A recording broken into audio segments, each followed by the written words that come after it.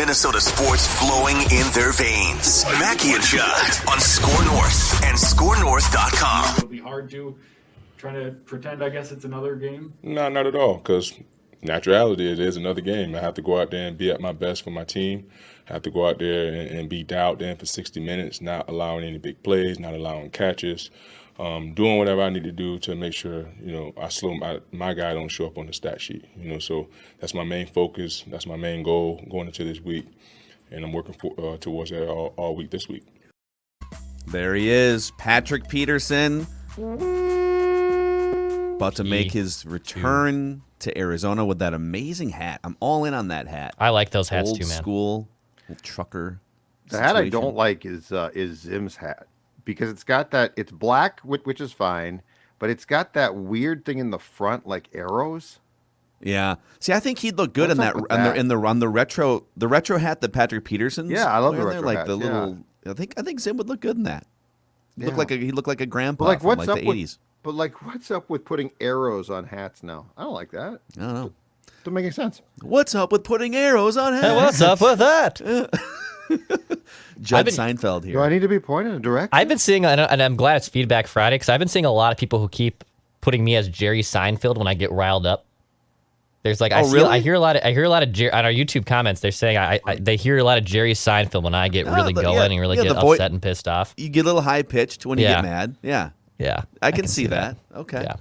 Well, it is Feedback Friday here on Mackie and Judd. We'll get to Judd's keys to a Vikings win on the show, but we like to spend time every Friday just kind of combing through Twitter replies. We got 2 YouTube channels, SKOR North YouTube and Purple Daily YouTube, and just responding to your questions, your comments, sometimes your vitriol. And I think we're going to start with vitriol, actually, if you guys are game for this. Let's do it. You got your protective shields on. So this first bin falls under the category of leadership and accountability and maybe even blame when it comes to the beginning of that Bengals game. So there's a lot. Instead of reading a million of these, I'm just going to categorize a large chunk of feedback from early in the week centered around people being upset about our Kirk Cousins takes. And we all had some slightly different angles and whatnot, but there's a lot of people that are saying, hey, he threw for 350 yards and no interceptions. What more do you guys want? Like, why are you even talking about Kirk Cousins after the first game of the season with all the other things that – and by the way, we have talked about all of the other things as well. We talk every day, all right? We talk about a lot of things. Yeah. But even more specifically, I insinuated on Twitter after the game and on Purple Daily that Kirk should take some blame or at least be held somewhat accountable for 3 false start penalties on the Vikings offense in the first 5 plays of the season. That these are scripted plays. These are the first 5 plays of the season. Like, you're not going to be any more prepared or have more time to prepare for a 5-play stretch than the first 5 plays of the season. And your offense was a chaotic disaster. And I'll just read a couple here. Mathiasen310 on Twitter. Crazy how 10 players knew what was up and 1 didn't on each of those plays. Let's hold people accountable other than Kirk. John S. This might be the worst take I've ever seen. And there's a lot of other similar comments. And I'm not sitting here straight up blaming Kirk for other people jumping. What I'm saying is when your offense is that chaotic and disorganized in the first 5 or 6 plays of the season, you can't just say, well, it's not Kirk's fault. Like, how many times has a Tom Brady or Russell Wilson offense looked like that in the first 5 plays of a season, where they're just like, they have no idea, like, one guy doesn't know the snap count on one play, another guy's, jumping over here. Sure. That's not just random. It's not just guys that are just jumping and making mistakes. Like, that's a complete train wreck out of the gate that the quarterback has to at least be somewhat responsible and accountable for, is all I'm saying. Not blaming it all on him, but what are your guys' thoughts? It's coaching, too. They just looked – that first half on every level was unacceptable because they weren't prepared. I mean, it's that simple. They weren't prepared to play the first half of a football game on the road, which happens to be your regular season opener. And as I said, and I'll say it again, everybody gets blamed. Like, there's why are we looking? Why do you look to absolve anybody? I guess unless you're. Oh, when I was in third grade, I loved Tommy Kramer. Okay, so I guess back then I looked to absolve him, but I was in third grade. I wish we had old tweets exposed on Judd and Tommy Kramer. If you're in a, I wish I had. Oh, I wish Third I grade, had Judd. Twitter in third grade. I wish I did, but I didn't. But anyway, if you're an adult football fan, I get the fact you're a Vikings fan, and that's awesome, and you root for them. But after half like that, why are you looking to absolve anybody? Like, it doesn't like. Do I completely agree with you, Phil? Not completely, because yes, there's a lot of blame to go around, but I'm also not trying to run to anybody's defense. Like, why would I be like, well, Kirk can't be blamed for that. Kirk can't, so I guess what I don't get is the need to defend players at all. You played a terrible half. That's the entire team. You all went to training camp. Like, you practiced that. So I would rather blame them than try and parcel out, well, here's the thing. Patrick Peterson's not to blame at all. He played great. No, they played a terrible half of football. It's that simple. Yeah. And I think, it was glaringly obvious that the head, and we've known this for years, but that the head coach probably wasn't that involved with the offense and trying to just make sure, like, it felt to me like, if you could go back in retrospect, somebody needed to come in, whether it's the coach or the 34-year-old offensive coordinator or the quarterback, and say, guys, we're on the road. There's a crowd for the first time in a while. Let's pay extra close attention to details, snap counts, cadences. Is there any questions or confusion about anything here? Okay, like let's over communicate to start this game so we can make sure that we get out of the gate hot. And it's like that step was missed or something. Some of the holding calls, like, I think the officials were clearly putting an overemphasis on holding across the league. There were so many more holding penalties in the NFL, I think, compared to last year in Week 1. But I also think some of that's just if you're an underqualified left tackle, Rashad Hill, and you're getting bull rushed or someone puts you in the spin cycle, that's probably less of a not being prepared thing and more of just not being good enough thing. But the false starts are a different category. Yeah, and they just did. But I mean, as a whole, for the first half of that game, they did not look prepared. I don't know why. They definitely practiced crowd noise, so that didn't catch them by surprise. It was Cincinnati. I'm sorry, that's not the Metrodome. It's not the Superdome. So yeah, I guess I'll never understand this need to defend anybody after like a bad half or a bad game. It's like we're trying to be like, well, I got a number 8 jersey in my closet, so back off of him. But everybody else sucked. And I think, too, when you're looking at, like, just the traditional statistics, what Kirk did, 350 yards, that's great. But it was also essentially 5 quarters of football against a really bad Bengals team, and you still came up short. So, like, the 350 yards wasn't in 350 yards in regulation time. You had extra 10 minutes. It was against a bad Bengals team that was one of the worst defenses in the league last year. Like, I don't think we should be holding our hat high on the 350 yards against a really bad Bengals team in overtime as well. But Dex, what people do is, like, and you know this, people say, well, 350 and 2 touchdowns. Well, he was amazing. Clearly he did his job. Everything else must be garbage around him. That's what people have done his whole career. Yeah. Why doesn't the 350 match up more often with a 10-point or 14-point win? You throw for 350 and 2 touchdowns, and you're down by double digits for most of the game, like in the second half. It never adds up. The stats you see never add up to a game flow and a result. Not never, but like not as often as other quarterbacks in the NFL that are, in that top 5 to 15 range. And that's true of a lot of sports, and that's why if you just look at the box scores, it's a disservice to the game itself. And Kirk's had some good games. And look, we did a whole thing yesterday on the things around Kirk that aren't right too. So absolutely, is Kirk succeeding to his maximum? Well, box score wise, probably. In reality, no. But the Vikings also, as we talked about on the Thursday show, haven't given Kirk necessarily the things that a guy like Kirk desperately needs, which, by the way, might not be the same thing or is not flat out the same thing that Kyler Murray or Russell Wilson need. Malachi612 comments on YouTube. You make it sound like the Bengals looked bad. They played pretty well. Their defense was well improved, and Joe Burrows played decently. The Vikings had a terrible first half. Go back and watch it.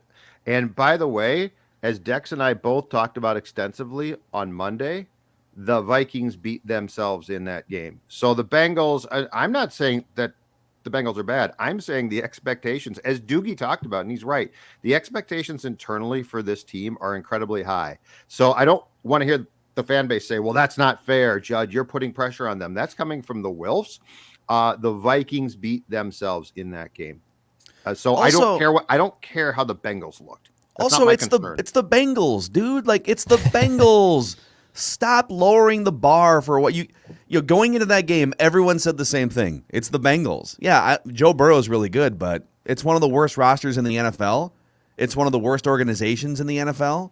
It's the Bengals. Does it mean it's like a college football? You're playing an FCS team. No, these are still NFL players. The spread is 3. Like, it's not going to be. You're not just going to walk in and destroy them. But if you watch that game and your thought is, well, I'm gonna try and justify and lower the bar. Well, the Bengals maybe weren't so bad. I just don't think you're doing the team a favor. Like, if you're gonna now lower the bar of expectations, I think you should keep the bar where it is and demand that the Vikings elevate to the bar that was there before the Bengals game.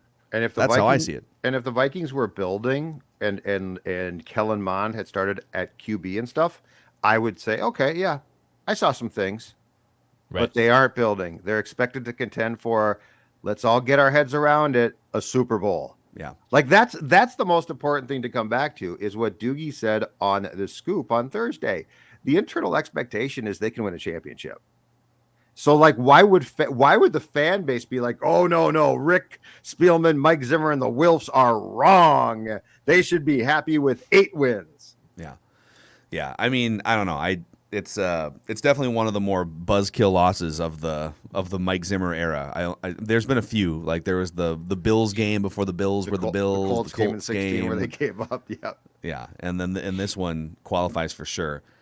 Go Bias Industries on YouTube comments about our beard games. Mackie beard game 3 stars. Judd beard game 4 stars. Declan beard game baby emoji. How am I beating? How did I get 4 stars and you got 3? I feel like your beard is trimmed up. I was told again last night that I need to get rid of the beard, which I'm not going to do. By whom? The wife or by? Yeah. The wife tuned into the wife was on break at work and saw that I was doing an Instagram live on the Kendricks injury. And so she watched it and came home and said, yeah, I watched. I said, what'd you think? I was breaking it down. And she's like, yeah, the beard, it's so gray. It needs to go. I'm like, I thought she wanted the beard like a year ago, and that's why you grew out the beard. She did. She's hot and cold now? What? Yes, she's hot and cold. Are you surprised? No, I've been married for 30 years. I got a lot of hot and cold stories for you, dude. There's a lot of hot and cold stories, and I'm sure it runs both ways. My dad could grow an excellent beard. My brother grows an excellent beard. For whatever reason, when genetics made me, they decided to give me this great luscious head of hair, which I have, and it's great. And then just to put all the hair nowhere else but in regions that I'm not going to mention. That's the only places I have hair, and it's the weirdest damn thing. I wish I could grow a beard, dude. I wish I could grow a beard. I really do. I can't. I look even younger when I grow it out. It's probably you probably thought too in your early 20s, like maybe I don't know, maybe like by the time I'm 30, I'll have gained the ability to grow a beard. But I don't know, man. You're getting close to 30, and I don't shown think I up can. yet. So. And Dex does have great hair. It's true. I feel like when Dex grows a beard or mustache, you go too much Joe Dirt. Yeah. There's definitely towards Joe Dirt, but like without it, you look good, fine. Our old friend Matthew Collar once told me, he's like, I think the best thing you can do is not have any facial hair. Yeah, like you just need to shave it all. And I was like, you know what? That's probably right. One of the best things he ever told me. Yeah, that's pretty fair. Bob Swede comments on YouTube. So I said a few weeks ago that Judd or Phil would call for the Vikings to tank by week 7. It's coming true. I can sense Judd is already nibbling around the edges of calling for a tank. Bob? Yeah. I love Bob. Bob's exactly right. Bob's exactly right. You know why? Because I was thinking last night again and actually got mad. Why didn't they tank at 1-5 last year? Why didn't they trade Harrison Smith, who, by the way, they could have signed back in a couple of years if they really were like, well, now we're good, right? Like, why they couldn't go to the players and say, like, lose a bunch of games. But at the bye week, which coincided with the deadline, right? They traded Ngakoue, which I loved, and then I'm like, they're going to trade like 3 or 4 guys, and they are going to be really bad. This is going to be glorious. Why didn't they just tank last year? What would you? Let's say they would have tanked. Let's say they would have waved the white flag. With the roster, they trade Thielen or whatever, and then they would have been for sure in a rebuild this year. Yep. Let's say they would have. So they're 1-5. They go into a tank mode. They still would have had Justin Jefferson, Kirk Cousins, Dalvin Cook. So they would have won some games. But let's say they finished 5-11. Yep. And I don't have the draft order in front of me. But let's say instead of drafting 14th, they were drafting 7th. Yep. What would you have done? And then they can take Justin Fields. Then if they like him, which they did, they can take him. And guess what now? Or they would have traded back and taken Mac Jones and accumulated extra picks or something. I don't think they liked or had the confidence to take Mac Jones. You're right, but I don't think that but I do think that they liked, I think the 2 quarterbacks they identified that were realistic options that they liked to them at the time were Trey Lance and Justin Fields. But think about this now. If they had traded, so let's just say that they traded Ngakoue, Harrison Smith, like you said, Thielen, and won 5 games. Right now, you would have Justin Fields, and you wouldn't be great, but you would have the hope of a young quarterback, and you would have the ability to transition from Kirk. Like, the ability would be on the sideline. How does it sit with you guys that, we're sitting here, and by the way, I am not calling for them to tank. I'm calling for them to win against the Cardinals, win against the Seahawks, and we'll see what happens from there. There's Bob. That's my conscience. Bob's emailing you as we speak, actually. I think Bob's like, you go, Judd, you go. You son of a... So that said, but we're sitting here entertaining a discussion about, like, should they have tanked last year, and at what point should they start tanking this year? Which I'm not there at all yet. Right. But the fact that we're even like nibbling around that, I agree with you in this conversation, and I think other platforms that talk Vikings on a regular basis and other shows are still in the that was a fluke loss to the Bengals. This team's still going to win 11 games starting this week with the Cardinals. How does that sit with you? So why aren't we more positive going into this Cardinals game, I guess, is what my question is. Well, I'm not totally gone as far as I think they're going to stink. I do feel that the way the training camp went from day one and then the exhibition games were sort of a precursor, and now these things just snowball. I mean, arbitrarily on the Wednesday of week 2, the injury report comes out, or Thursday, and Eric Kendricks now has a calf again, right? Barr is out, and there's just years. 2010 and a year like this, it feels like the problems, some of them certainly are self-inflicted, but some of them it just snowballs. And so the frustrating thing for me, though, was last year, there was no reason at 1-5 to try to get back. You were not a Super Bowl team. You weren't close. If they had made the playoffs and lost 1 game, what good does that do the future of this franchise? And in fact, they did not. So what frustrated me, and we all talked about this at the bye week, like this is not they're going to come back. And we all talked about the fact that they had a great opportunity here to be like, let's get some more draft capital. Let's make some trades. And then let's allow the nature of losing to take its course and get that QB. And I don't know, this is the problem too. If this year goes as sideways as it appears it's going, I don't know that there's a quarterback in this draft who equals a Lawrence. There's not. A Wilson. There's not. But like a Fields or a Lance. So if you're bad now, I don't even know if you have the ability to draft that quarterback unless it's sort of a forced pick. I guess if you decided that you were done with Kirk after 2021, then you would just hope that Kellen Mond could step in and see what happens. How would you feel? How would you feel right now, Phil, if they had tanked? Which, by the way, you wouldn't have. I would love it. Yeah, and Justin Fields was on the sideline, prepared to play. It would be so much fun. Yeah. Yes, and it might not be perfect. Like the team might not be great, but think about the optimism. Yeah, it would be a blast. I don't like, let's say that had happened, I think they would have looked more aggressively to move Kirk so that they didn't have Fields sitting behind Kirk. Mm-hmm. And Kirk came off a really good 8 to 10 week stretch at the end of the season, too, to where, like, it would have been hard to justify, all right, this is a full-on quarterback. Like, Andy Dalton has been garbage. And so, easy to frame that as more of a competition, even though the Bears all along said Andy Dalton was the guy. But it is interesting to go back in retrospect and just see if they had lost more games and they had been just even a couple picks higher to where the compensation made sense. All right, next comment here. This is from Jackster Fire on YouTube. I'm a Bears fan, but I love you guys, and we can all rejoice in the Packers losing. Amen to that, Jackster Fire. Thanks for consuming us. David Wynn says, serious question that I hope you guys answer. Why does Mackey's background look so nice most times on the YouTube videos, and Declan and Judd's backgrounds look so ... basic?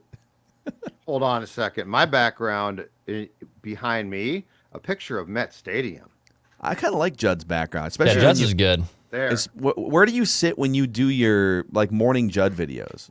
Because you got the North Star stuff. Same place, but I've got more. It's a wider shot, better shot, and so I've got the jerseys are like right back here, but that is a Twins Red Sox game. I think it's a painting from a Twins Red Sox game in 1971 at the Met, and the pennant behind me is a Vikings one, which is from the last game at the Met.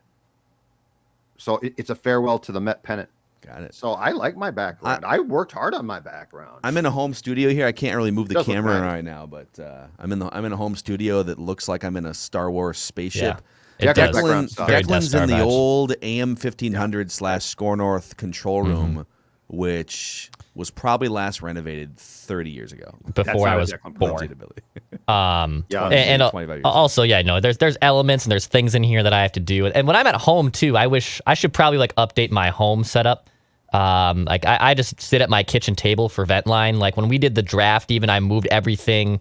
It was basically a occupational hazard when I set up the draft coverage because like I had my table in the kitchen. I had like 7 cords of Ethernet all over the place, crushing White Claws. Bathtub. Yeah, just it was a time for that. Hair dryer. Yeah. Hairspray, hair. Yeah, this doesn't happen overnight. This takes a good amount of time. I spend more time in this out of the shower than I do in the shower. It is hilarious though when you watch like any sports show, especially during the pandemic. Now that most people are doing shows from like home studios, everyone has to have like the bookshelf in the background. Now, what's up with the bookshelf and the bobbleheads and stuff? I got some books back here. A lot of old poker strategy books. Our friend Tom Pelissero said NFL Network came and designed it for him? Yes. They sent someone over. He's like, I don't even know what this stuff is.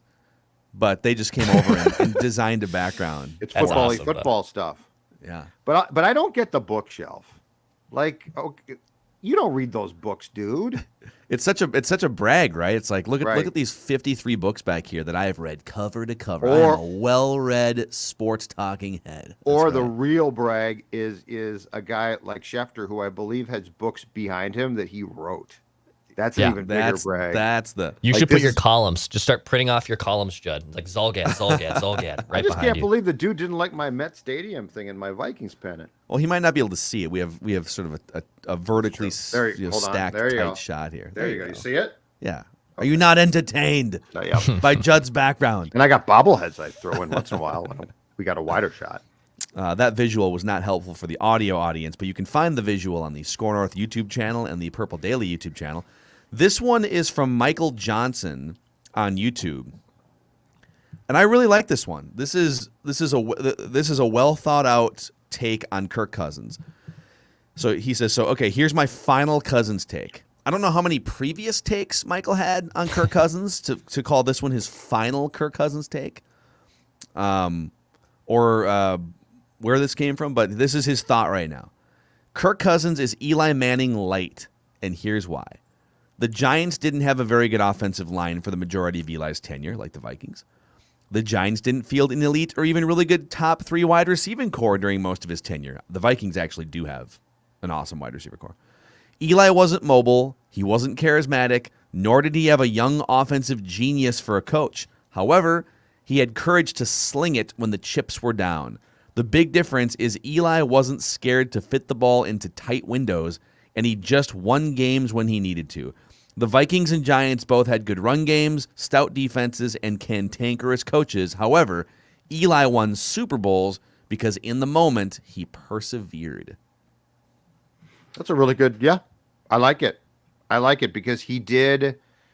So twice in his career, at least, he did. He persevered and he popped up and played incredibly well. Look, Joe Flacco, right? Joe Flacco popped up and played incredibly. I mean, that playoff run was phenomenal. And I guess the question is, somewhere deep inside him, does Kirk have that type of run? And we haven't come close to seeing it when it mattered most. He has rebounded and had, what was it last year? Had the great October. So he has had Kirktober. Kirktober. So he Kirk has Tober, had put some respect on it. Trademark. So he has had runs and months where he's been fantastic. But those two guys in particular, probably not the greatest QBs of all time, had great runs when it mattered most. And yeah, that's a good question. Does Kirk have that in him if the circumstances are right? Yeah. I don't know the answer to that. I guess no, but it's just a guess. Now, I will argue, though, on the coach front. I think sometimes we just think that if you have a cantankerous coach, then they're a defensive coach because they're cantankerous, and defense is cantankerous, right? Well, Tom Coughlin was a longtime offensive coach, right? I mean, Tom Coughlin was an offensive coordinator and an offensive mastermind in Jacksonville. So Eli at least had the benefit of an offensive-centric coach in Tom Coughlin. I want to look up Tom Coughlin's. I'm looking at his Wikipedia right now because I forget. I believe because he was a head coach for so long. Yep, quarterbacks coach, wide receivers coach, coach. Yep. So, they were cantankerous, but like Mike Zimmer at the end of the day is going to go duck his head into a defensive film study, and Tom Coughlin at the end of the day is going to work with his quarterback. Yeah. Because he's an offensive coach. If Mike really did sit down with Kirk for the first time ever in the last 2 or 3 weeks to watch film, that can't be talked about enough. And I mean, we have dissected it, but it's amazing. That is absolutely incredible. Yeah, it's indefensible. It's indefensible. It really should be one of the 3 to 5 core parts of your job as a head coach. Is okay. There's all these things you have to worry about, right? You got to worry about hiring, and you got to worry about scheme and in-game clock management, and all these things. And like, if you're ranking your top priorities to focus on, and maybe play calling or whatever, in that top 5 should be build an amazing relationship with your quarterback and help that quarterback be the best possible player he can be. And Mike Zimmer can't, with an honest and straight face, say that he has done that in the 4 years of Kirk Cousins. If you have an appointment calendar and you're a football coach and it comes down to spending an hour a week with certain people, right? Your coordinators, your quarterback's on that list. Your wife, your don't kids, care. No, your coordinators, your quarterback. No, your that's wife, the list. In season, your wife and kids are not on that list. They don't exist. I'm going to tell you that right now. As I told Dawn years ago when she said, so-and-so is going to be practicing on Thanksgiving Day, I said, pro sports don't care about our holidays. Nope. So Christmas, Nor does Judd. You skip Christmas, you ignore your kids, you tell your wife, hey, go do what you want. I'll see you in the spring. But you meet with your quarterback once a week for at least an hour, if not more. Agreed. Yeah. Quarterback is more important than family at that point. Yeah. I think football is more important than family in general in all walks of life, quite frankly. If you're a professional football coach, let's call a spade a spade. Football. If anybody actually thinks that football coaches prioritize in-season family, you need to get a reality check, as Pat Kessler used to say. Well, wow, look at that. Wow. I tailgate with Kessler now. Oh, He shows up? Really? Ian Mimmer there as well. Yeah, it's great. He's a great guy. Is he retired now? Yes, and he is happy as can be. Just showing up to random college football tailgates. He's a big Gopher fan. Okay. He and Mim are big fans and have had tickets for quite some time, but he tailgates. He's a fantastic guy. We should get Pat Kessler on the show, talk some politics. Yeah. Go outside the other sports stations done that? So that's Feedback Friday. Feedback Friday here. I love it. on Mackie and Judd. Hit us up. You can always hit us up on Twitter, Where's Paul Instagram. Majors? Let's get Paul Majors on. That's not going on. Mike Palmer is? You want to talk Amazing. sports?